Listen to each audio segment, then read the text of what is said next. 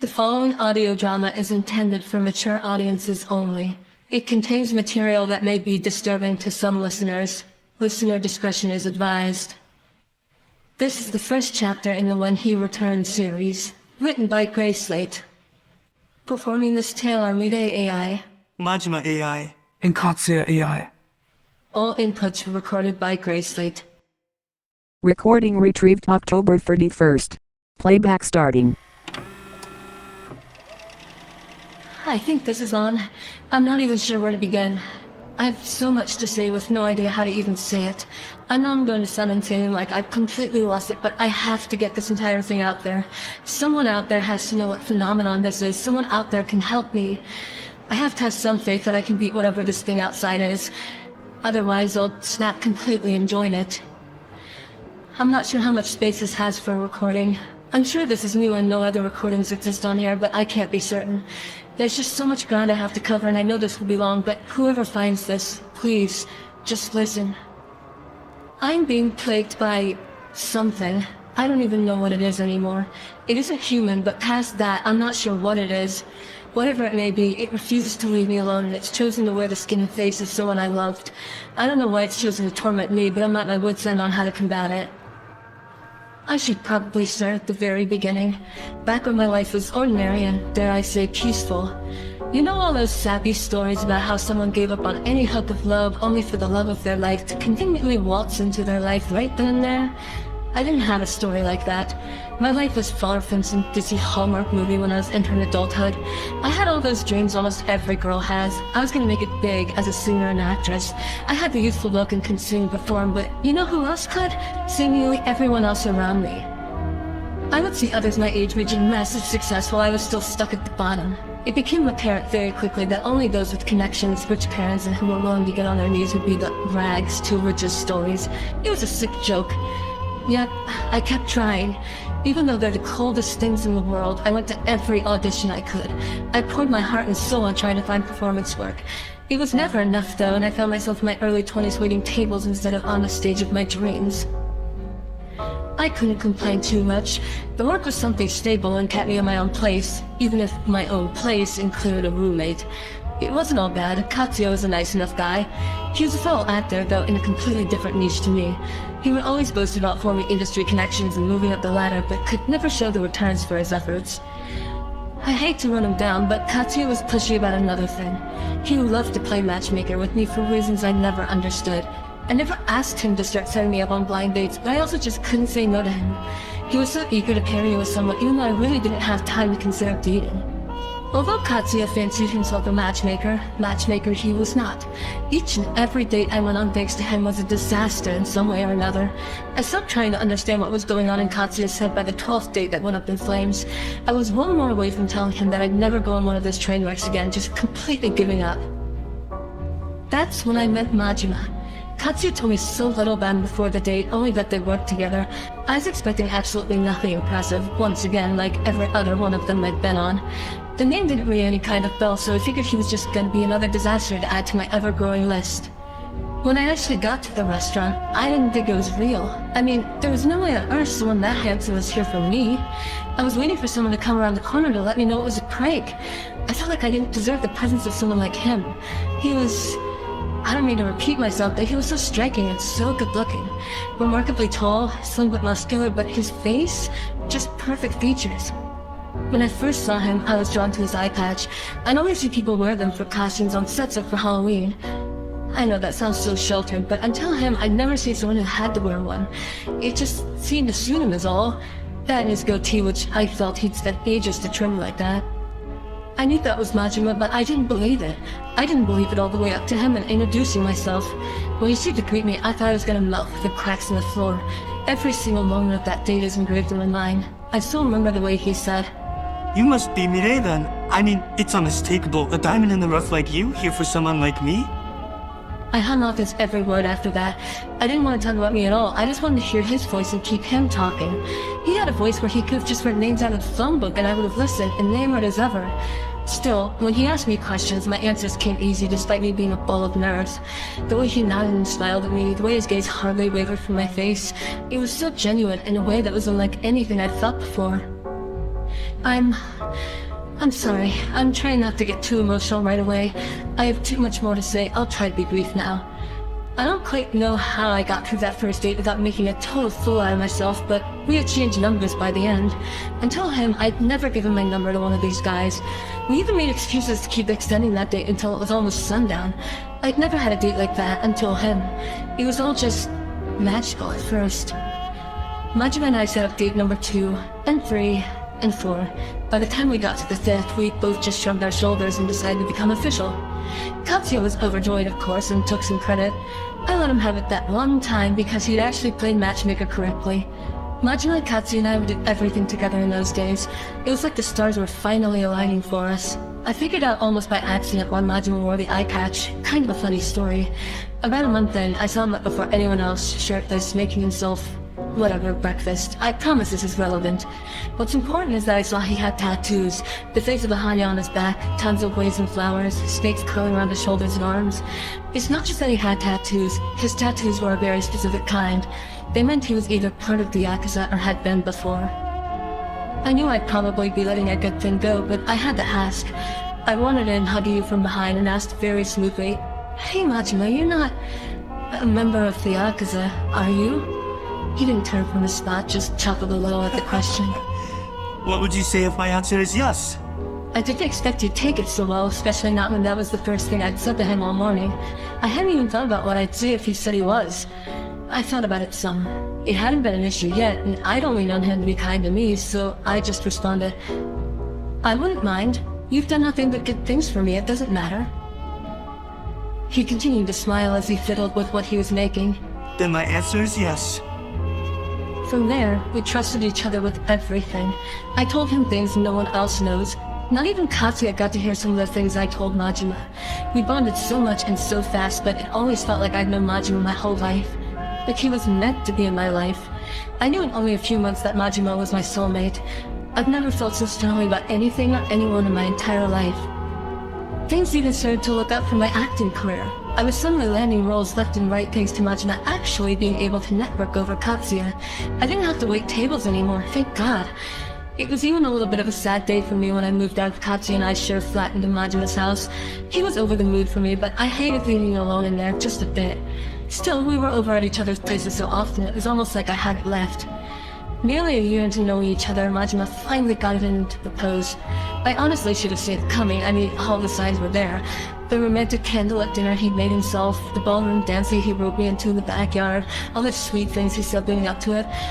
I just hadn't connected the dots until he got down on one knee and showed me the ring.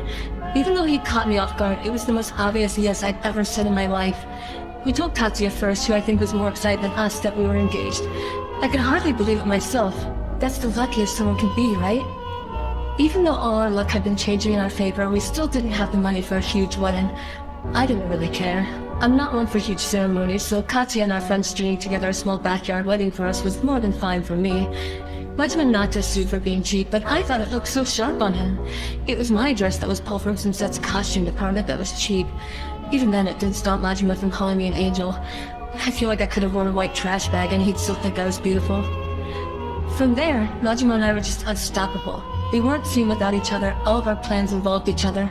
I swear, Majima was present at every single production, even if it wasn't a major one. When Katsuya got injured too badly to continue acting in his niche, Majima was right there to ease him into scale-back productions. We knew it broke his heart to give up intensive shoots, but we ended up working together more often. Everything was great and working out for the first time in my life. You know how people say that when something really tragic happens to them, everything leading up to it's just normal? Ordinary? It makes sense. You're never expecting sudden tragedy. When my huge tragic moment happened, Majima and I had been married about a year. He was driving me to a set when I'd been working on for a couple of weeks. We were just talking about what we'd have for dinner later, just an average conversation. Nothing out of the ordinary. I don't remember anything from the actual accident itself. To this day, I don't. I don't remember the semi hitting the driver's side. I don't remember a car rolling down the embankment. I don't remember the car's final resting stop being against a tree at the bottom of the hill. All I remember is Majima's smiley face, talking to me like normal, and waking up in a hospital bed. Katsuya was the first to come see me. He did his best to hold it together for me, but he couldn't. Not when the news was Majima being gone. I hardly had a scratch on me, but Majima had been killed on impact. I didn't have an immediate reaction then, probably because I was in so much shock. I mean, it was a sick joke, right? Some cool prank the universe was playing on me. Majima was gonna walk through that door any second, totally fine, wasn't he? Majima's funeral was attended by so many people, I could hardly believe it. I was expecting a lot of his co-workers to be in attendance, but so many regular civilians showed up. Tons of people that only knew him in passing, as well as those closer like Katsuya and I. He touched the lives of so many that I didn't even realize until he wasn't around anymore. Katsuya told me there was just too little presentable with Majima for any chance of an open casket. He forbade me from seeing the body as he didn't want me to see Majima as mangled as he was. Still, I think it would have given me closure to know that the man I loved was gone and that he wasn't coming back. It wasn't until after the funeral that the shock wore off and I started to grieve. I hated going through his things. I hated selling his stuff and deciding what to keep. Everything was so sentimental to me. I didn't understand why it was me that was going through this. It was unfair and I'd done nothing to incur the wrath of the universe like this. Majima was dead and gone just like that, and I was left without him. If only that's where the story of him and I ended. It was maybe 2 weeks after the funeral. I wasn't really keeping track of the days. After a while, they all started to blend together. I only really knew time was passing when Katsuya would come over to bring me food or to come check up on me. Days were mostly spent either sleeping or tossing and turning when my insomnia was bad. One such morning, I'd been in and out of consciousness. When the clock struck 8 a.m., I decided it wasn't worth trying to get any more sleep and got out of bed for the day. I put on whatever came up first when I turned the TV on and made myself some coffee. No need for breakfast itself. I didn't have much of an appetite then. I wasn't sure what I was going to fill the rest of my day with. Katsuya wouldn't be over till the afternoon, if not the evening, but without work, I didn't have much to fill my days with. Even if I did have some creative interest, it's not like I had the motivation to do anything. I perked up only when the doorbell rang. That was odd. I wasn't expecting any deliveries or anyone being over. It was too early for Katsuya, and I would have been notified ahead of time if anyone was coming over. It was probably some door-to-door salesman or some religious zealot looking to get me to join his church. I could just ignore it until whoever was out there gave up. But the doorbell just kept ringing. It wasn't pressed in an annoying way, it just kept going off. Whoever was out there wanted me to answer the door and wouldn't leave until I did. I was irritated, just a bit. Against my better judgment, I got to give Mr. Whoever the fuck a piece of my mind. Nothing that I rationalized in my head up to that moment prepared me for what I saw when I opened my door. Good morning, Mireille. I'm so sorry I've kept you waiting so long, but I made my way back. Better late than never, right? Standing at my doorstep was Majima.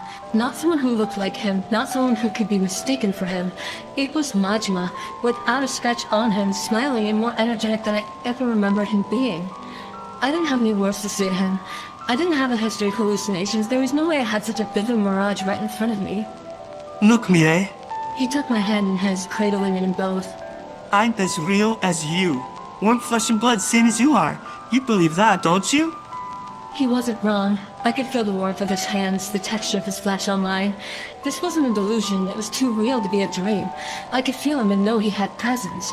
I still didn't have the capacity to speak, so he took over once again. Why don't I come in, dear? He asked so politely and sincerely, I just couldn't leave him out there. I just stepped aside and let him waltz in. If I knew then what I knew now, I would have just slammed the door in his face, but I was naive and face to face with my late husband again. I didn't even know where to begin with my questions. Majima, on the other hand, seemed to be treating this like a game. He strode in, stretching as he took stock of the place. Man, I miss this place. I missed you. It's good to be back. I followed him with my eyes as he paced, before he even realized I was saying anything. Where did you go? Rolled out of me. The question didn't seem to faze Majima or change his chipper demeanor. Oh, somewhere real cold and senseless, like before the swords, I guess. His voice was oddly cheerful, recounting this. He strolled to the kitchen counter, taking one of the apples left out in the bowl and took a bite straight out of it.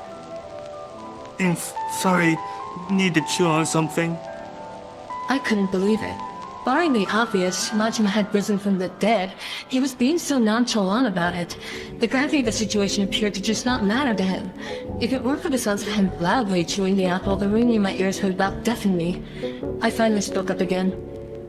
Majima, your ashes are upstairs in my room. This just isn't possible. Majima chuckled at me like I just cracked a slightly funny joke instead. Is that so? Why don't you show me? He went right back to eating.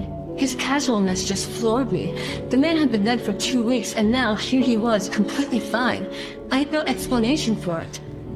I didn't know what to expect, but I let Majima follow me upstairs. I hadn't moved his ashes to an actual urn yet. They were in the same box I'd been given, sitting on a shelf until I'd find a better place for it. I approached them, but I didn't want to pick them up.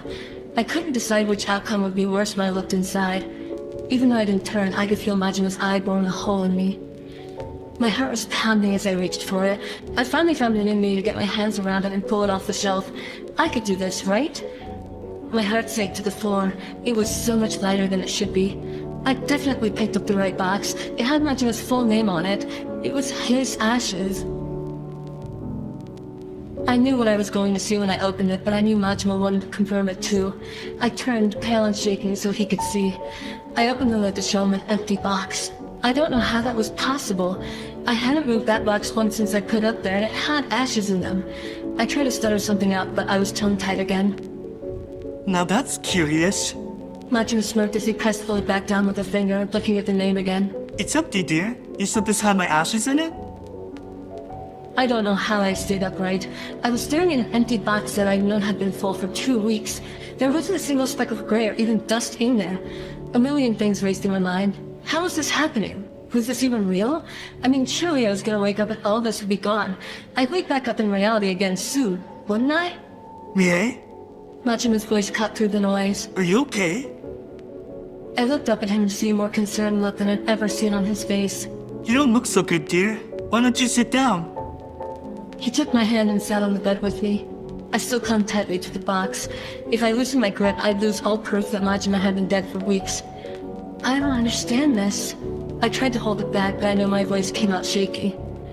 Majima covered my hand with his.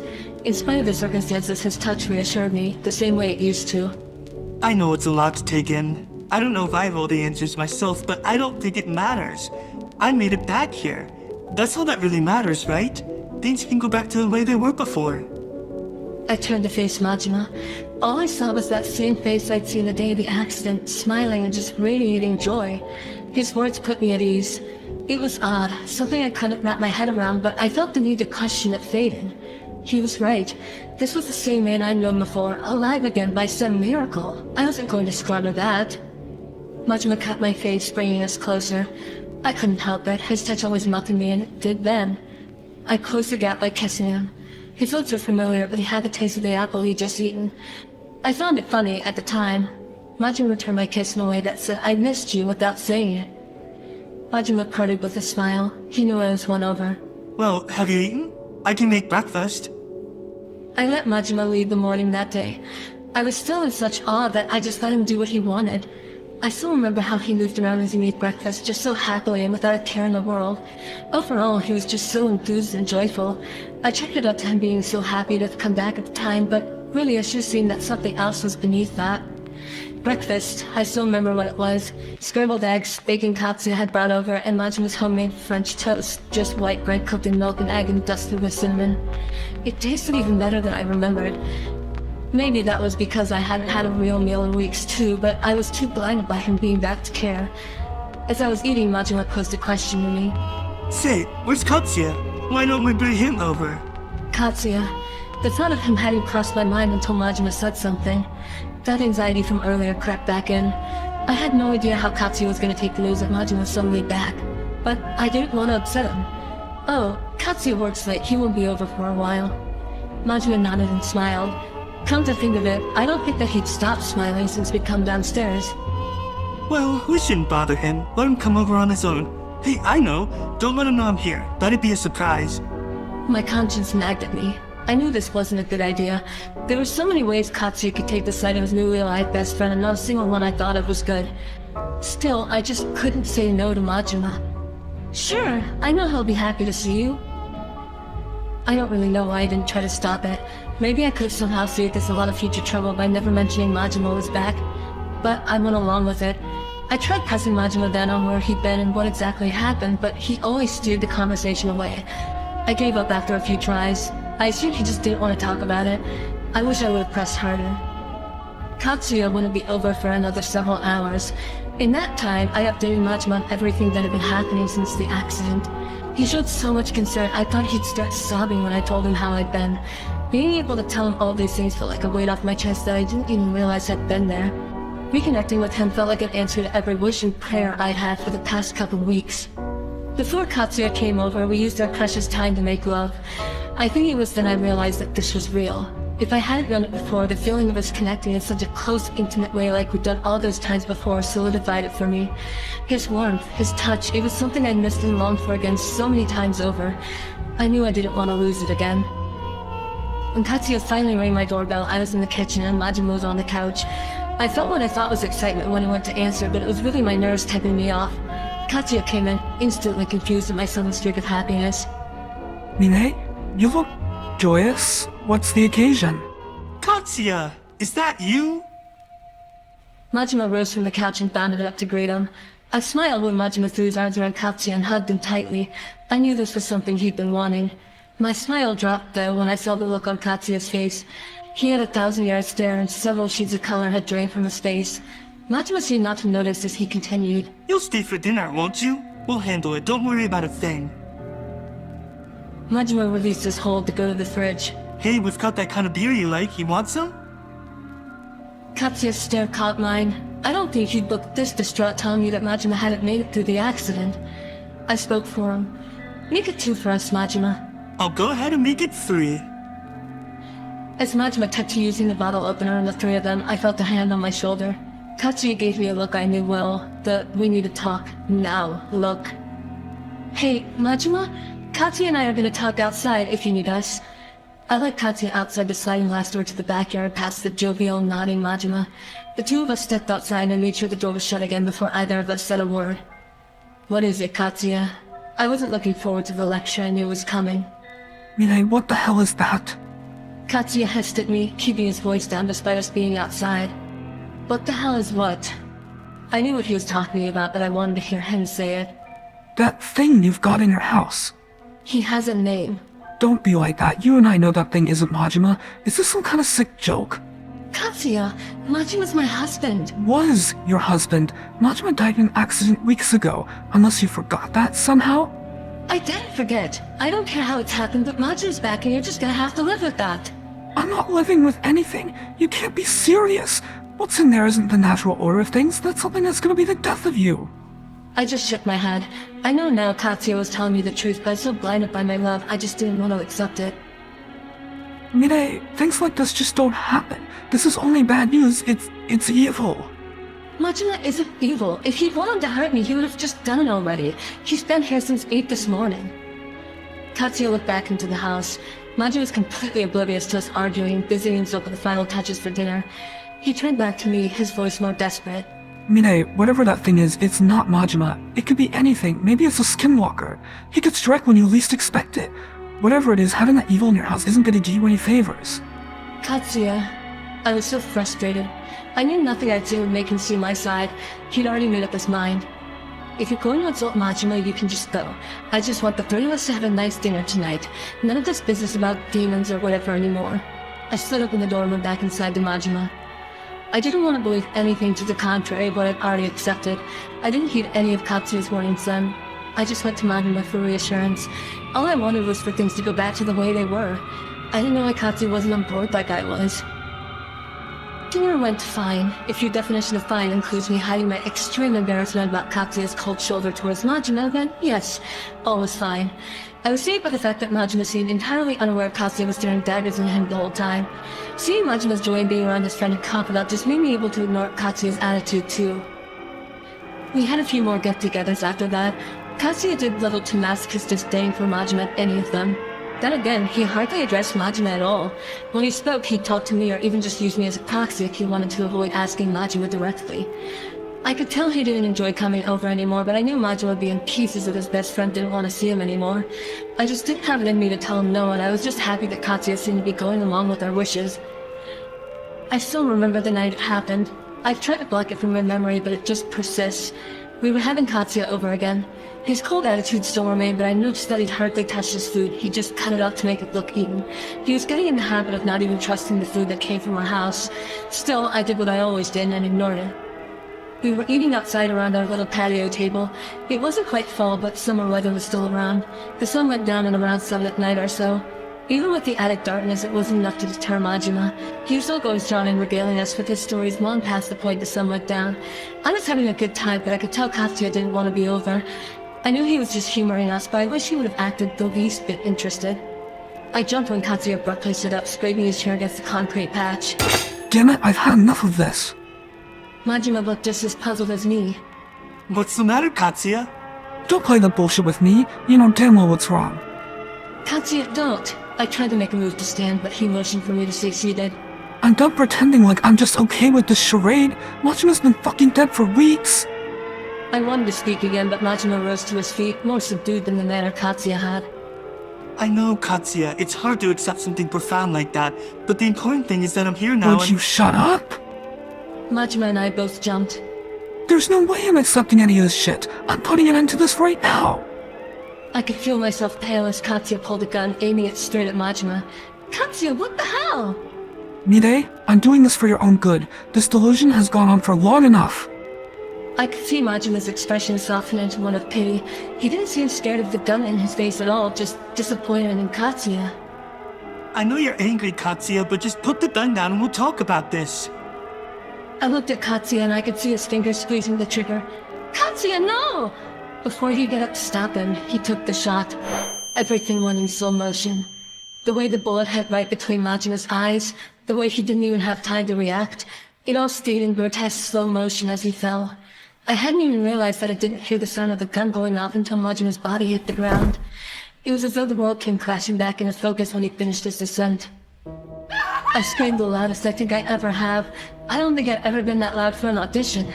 I scrambled to Majima's side in hysterics. I don't know if any of our neighbors were home, but they were sure to have heard me. I hyperventilated and shook as I couldn't process what had happened. I'd lashed Majima for a second time. Through my tears, I could see Majima's expression was still one of surprise.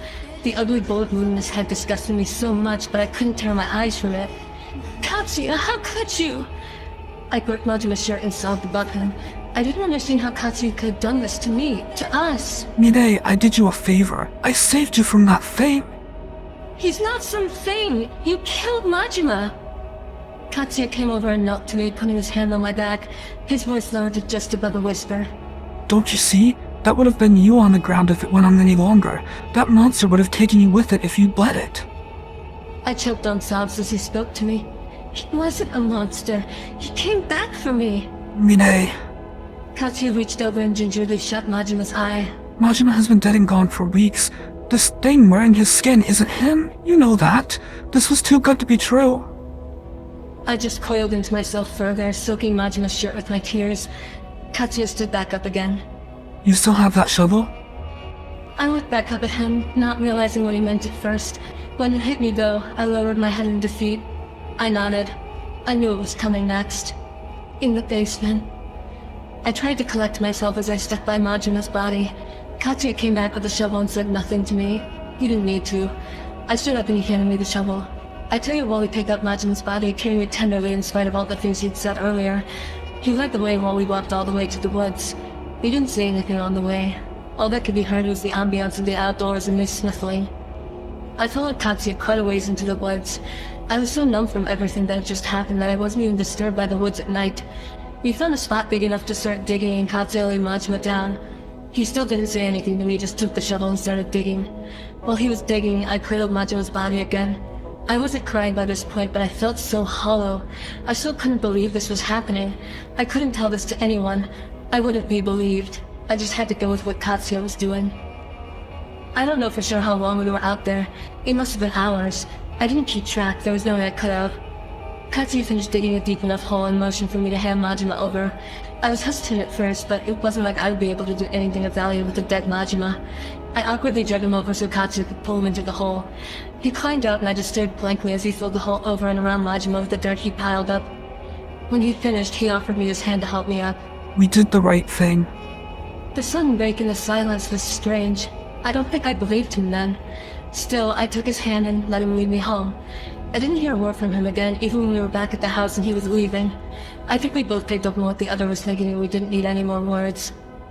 I only slept that night out of sheer exhaustion. I felt horrible for days after. I only drank coffee when I had to get something in me besides water. By that point, caffeine did nothing, but it was better than nothing.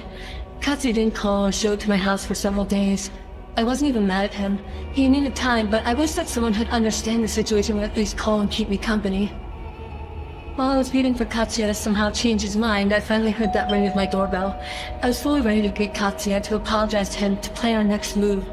I opened the door and felt an overwhelming sense of dread almost knock me over. Mireille! Oh, it's so good to see you. I didn't mean to take so long, but it was shorter than the last time, right? I stepped back involuntarily. Majima stood at my doorstep. No bullet wound or even dirt on him. Not a single sign of death or struggle. He was completely fine like he'd been when he'd first come back. Not only that, but he had such a wide smile. It would have been comical if the circumstances were different. Here, it only horrified me further. Might I come in, dear? Majima let himself in when I didn't put up resistance. Mireille, I'm sorry. I know you're not the one who I should be saying it to, but I can't stress it enough. I know I made Katsuya so upset. I mean, he wouldn't have pulled a gun on me if he wasn't pissed at me, right? I wanted to speak. I wanted to say so many things, but nothing would come out. Majima just waltzed to the kitchen and picked up one of the apples on the counter. He was completely oblivious to how I felt, like he hadn't registered my shock. I watched him bite into it. It was kind of disgusting, actually, the way that he ate so quickly and barely chewed. It was so odd. I recoiled further when he started talking again. Sorry, I was starving. I had a Snickers in my pocket from earlier, but it wasn't enough. I watched him finally swallow what was left. I'd never seen anyone core an apple that quickly. Say, is Katsuya around? I think I should talk to him. I found just a bit of my resolve. I don't think Katsuya wants to see you. I instantly regretted the way I said it. Majima chuckled as he poked around the fridge. That tracks. I'd never seen him that angry before. I watched him hum and carry on as he pulled the leftover pot roast out, cringing as he just scooped it from the tray and ate it as is. I do want to apologize, though. He talked with his mouth full. I never meant to get so riled up. I thought he would have been excited. I guess not. I'd known this was a bad idea all along, but I'd never wanted to say anything. Maybe it was to not upset Majima. Maybe it was because I didn't know what he was capable of if I showed any resistance. I knew there was no way Katsuya was going to come around the way Majima wanted. I had no idea if he even wanted to be around me anymore. It does, Shad. Majima finished the leftovers in record time, at least doing me the courtesy of putting the aluminum tray in the trash. He flipped the sink on, still chewing as he washed his hands. I would have been more disgusted, but I was too shocked to feel anything else. We should at least try. I'm sure I can reach an understanding with him. I didn't want to encourage him. Knowing Katsuya, he'd just kill Majima again as soon as he saw him. At the same time, though, I didn't want to incur his wrath. I know it might have seemed ridiculous, what with the way Majima was in such high spirits. I just saw something beneath that exterior that I didn't want to disturb. I simply nodded. We'll call him tomorrow. Majima winged the towel off the oven handle and wiped his hands dry. Oh, that sounds lovely. Should I bring him some kind of gift? You know, to apologize. No, I should go with you when you meet up. I knew it'd only be a repeat of a few nights ago if I let him go by himself. Majima put the towel back and came over to me. Of course, dear. It's been a long day, huh? Why don't we get some rest? I complied with a nod again. I led him upstairs, letting my nightly routine play out on autopilot. I just didn't want to give myself away to him. I joined him and then just lay nearly motionless as he pulled me close and snuggled up to me. That gesture of affection used to be what I lived for. That night, though, it was the last thing I wanted. There was something insidious about it now. I didn't enjoy it like I once did. Majima was out cold in a matter of minutes. I still didn't move. I felt that if I did, it'd provoke him. I don't know how exactly I did it, but I managed to drift off. I know I did because I abruptly woke up in the middle of the night. A look at the alarm clock told me it was 3:47 in the morning. I was once again wide awake, so there was no chance of returning to sleep. I looked at Majima, who'd rolled over in his sleep and no longer had a hold on me. I felt so conflicted as I looked at him. Majima could never hurt me, right? I mean, he kept coming back for a reason. He kept coming back to see me. He hadn't hurt Katsura yet. Katsuya's sentiments still echoed clear as day in my head. He was right. This wasn't normal or natural. I was harboring something evil, something that was waiting for me to drop my guard so he could strike. Right? As silently as I could, I exited the bed and went downstairs. I pulled open the drawer with all the knives. I took out one, a large chef's knife. I hardly used it, but Majima used it a ton. Even from just observing him, I knew how swiftly and easily it cut. I felt a cold chill settle over me as I held it. I knew what I was about to do, but I had no idea if I had the strength to do it. I went back upstairs, my steps feeling heavier than ever the closer I got to the bedroom. I watched Majima from the doorway for a bit before shuffling in, still doing my best to be quiet. I knew I didn't have to. Majima's always been a heavy sleeper. But after dying and coming back so much, who knows if that changed? I stood by the bedside, watching Majima's chest rise and fall as he slept. Carefully, I moved back into bed. I knelt by him, hovering over his sleeping form. I looked back down at the knife in my hands. It seemed so comically large in my hand compared to how it was in Majima's. I leveled the knife with Majima's stirrup just below his Adam's apple. I could feel my heartbeat up to my ears. I felt so anxious, like I was going to lose my hold at any second. This was for the greater good. It had to be. It was like Katsuya said. Majima was gone. In his place was this monster, this fake trying to be him. I didn't allow myself to think. I swiped the knife across his throat. The gash immediately began to produce blood, tons of it. Majima began to gurgle and cough, but he didn't appear to be awake. I watched, frozen in place as he sputtered and twitched, blood flowing from his wound and from his mouth. After what felt like hours, his movements finally stopped and no sound came from him. I watched as he became motionless, the only movement from his body being the blood that continued to run down his neck and chest and soak the sheets. I finally came back to my senses. All emotion came rushing back in a flood, and I started to sob. I couldn't do anything for what must have been a half hour. I was inconsolable as the realization I was looking at a corpse was cemented in my memory. I cried next to Majima until the point where nothing would come out of me. I remembered Katsuya's sentiments as I began to settle. What I'd done was for the best. I was mourning the Majima I'd known and loved, not whatever was lying next to me. I had done the right thing. I just didn't know why it didn't feel like I had. I didn't have Katsuya with me to handle the body this time. I could really feel the lack of muscle as I hauled Majima out of bed and through the hallway, dragging him by his wrist. Maybe I should have had more respect for the body, but I just didn't see myself carefully bringing him downstairs. Even though I knew it was going to happen, I pushed him down the stairs and winced as he crumpled the whole way down. I didn't have it in me to lift or carry him, so I continued dragging him outside. It was such a longer trip than the one I took with Katsuya, especially because I stopped to catch my breath so many times. But I finally dragged him into the woods. I looked for the spot we'd first buried him in. I found it. I knew I had because the hole was still there, void of any dirt we'd placed on our body. It unsettled me in my core to see, but I didn't have any other choice. I pushed Majima's body into the grave and ran. I didn't want to stick around to see if he'd rise out of it again. I was so paranoid that was coming. It had happened before. What if it had happened again? I didn't stop until I was back inside the house. After I was back inside, I was overcome by exhaustion. I couldn't go upstairs knowing what I'd done up there. I crashed on the couch and was out before my head hit the pillow. The next morning, I felt the most hungover I ever had in my life. I had done the right thing, right? Why did it feel so disgustingly hollow? I debated telling Katsuya what happened, but I figured I shouldn't. I still wanted to talk to him, desperately. Aside from Katsuya, there was no one I could confide in about this. To an outsider, this would be impossible. I'd sound crazy if I could tell someone else about this. Even so, I didn't know if Katsuya would want to talk to me. I spent most of that day on the couch. I didn't venture upstairs at all. I knew I'd have to eventually, but I didn't have the strength. Afternoon bled into evening, and I was losing myself in a bottle of wine, a gift from a neighbor. Around 8, I started hearing these taps on the side of my house. My first thought was that a bunch of neighborhood kids were throwing rocks at the house for fun. I was in no mood, so I went to the kitchen window to give them a piece of my mind. I sobered up immediately. Oh, good, Mirai. You're awake. Can we talk? I would soon learn that bug pull feeling I get when Majima came back never lessened. I paled as I could see Majima waving from the yard. I'd now seen him return from being killed 3 times, and like always, he showed no signs of injury. No mud or dirt to be seen on him. His expression was still that dopey, blissfully unaware smile he'd not stopped wearing since the first time. I didn't want to let him in again, but I feared what would happen if I didn't. He'd be out there all night or been calling his way in. I went to the back door and slid it open for him. When I did, he immediately rushed to hug me. Oh, Mirai, I'm so sorry. I didn't mean to upset you. You know I love you. I stood there, frozen. I didn't know how this was happening. Majima was apologizing to me. What had happened in the time between me killing him and him coming back? He pulled back from me, keeping his hands on my shoulders. Whatever I need to do to make this right, I'll do it. I don't want there to be a shred of animosity between us. I just nodded. I didn't have it in me to fight him. He repeated the odd behavior from last time of tearing things out of the fridge and eating them as is, regardless of if they needed to be heated or not. I treated him to a few glasses of wine and put on Top Gun, a movie I'd seen 1,000 times thanks to him. It worked like a charm because almost as soon as he laid down on the couch, he fell asleep. I was sobered up now and too wired to just sit beside him. I got up and picked up the phone, taking it upstairs. I was too shocked to shake as I dialed his number. I feared he would send it to voicemail knowing it was me, but I only heard a few rings before his voice crackled through the line. Hello? I almost felt relieved when he answered. Almost. I still had to tell him. Katsuya? It's me. I need to talk to you. Mine, what's going on? I paused.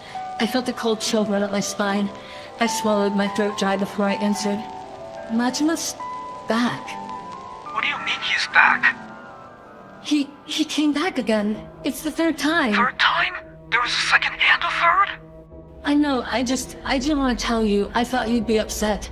Katsuya sighed, long and hard. I could practically see him pacing his room and pinching the bridge of his nose in frustration. Damn it, I knew this was bad. You killed him another time? Yeah, and I'm sure I did. I left him in the grave he dug, but he's just completely fine again. Left him how? I filled that back up and buried him. It was so cold in that room, even though I'm sure the thermostat read normal. It was empty, Katsuya. It didn't have anything in it. I swear to you, it was just the hole. I was trying to keep my voice hushed, even if I was one level above the subject of the conversation. The circumstances just didn't make it easy. Mine, I'm telling you, that thing is a demon or something. You need to get out of the house now. Where is he? He's downstairs, asleep. Who are you talking to, dear? I froze again when I heard Majima's voice from the doorway. He'd been dead asleep just a minute ago. I was sure he'd be out for hours. He strode into the room and put his arms around me, kissing my cheek. I heard Katsuya trying to get my attention, but it was dulled by the ringing in my ears. I was seized with too much dread to say anything to Majima or Katsuya. Mine? Hey, what's going on? Majima's attention turned to the phone. Is that Katsuya? Hey, put me on. Before I could stop him, he grabbed it out of my hand and put it to his ear. Katsuya, glad I caught ya. I need to talk to you. I couldn't hear Katsuya's responses as Majima stood at a distance. I could only infer as Majima continued. Listen, about what happened, I'm so sorry for making you so mad. I had no idea what was gonna set you off. If there's anything I can do, I'll do it, no questions asked. I saw Majima's face contort into confusion.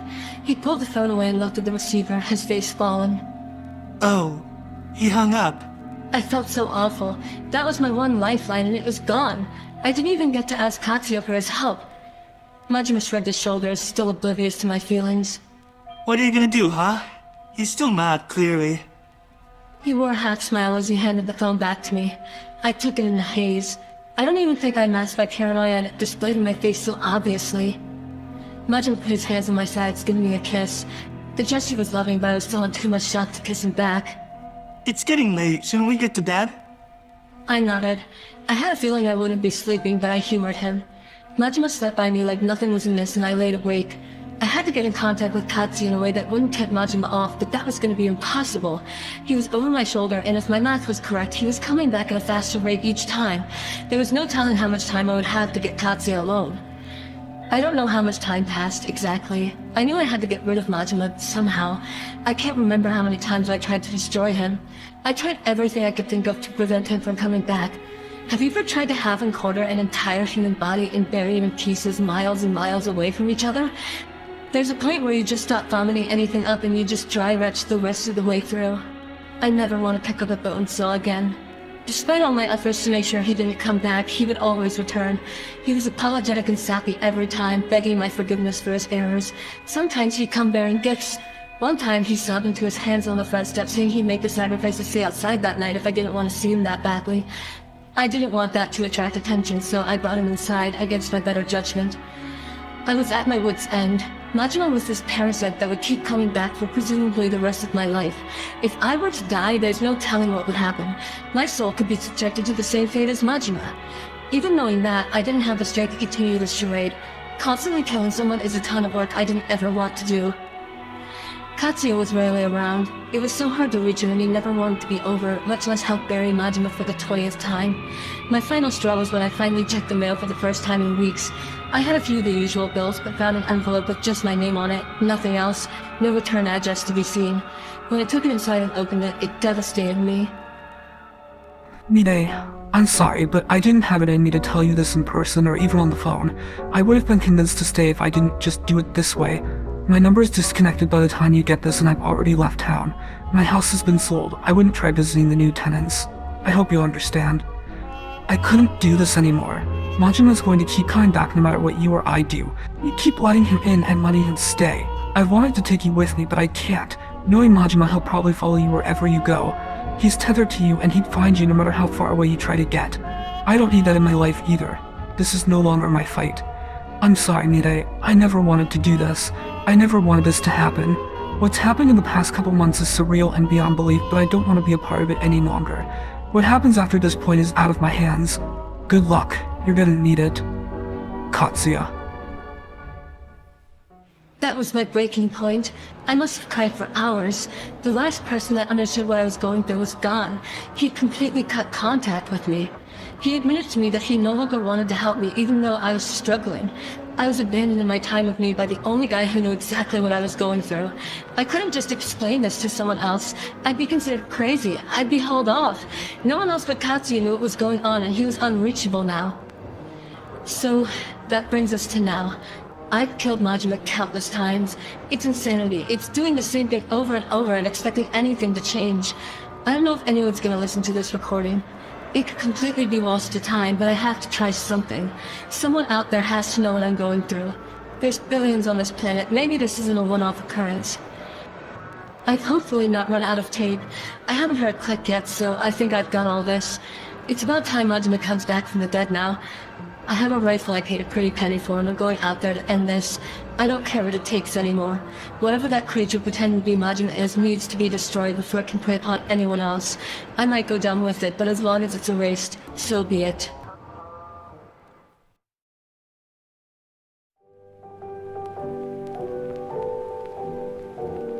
When he returned was adapted for audio by Grace Slate. Mirai Park, Goro Majima. And Naoki Katsuya. a property of RGG Studios and Sega. All models were created by Grace Slate. All art was made by Grace Slate. English captioning was provided by Grace Slate. Usage of this audio drama in any capacity requires express written permission from Grace Slate. Thanks for listening.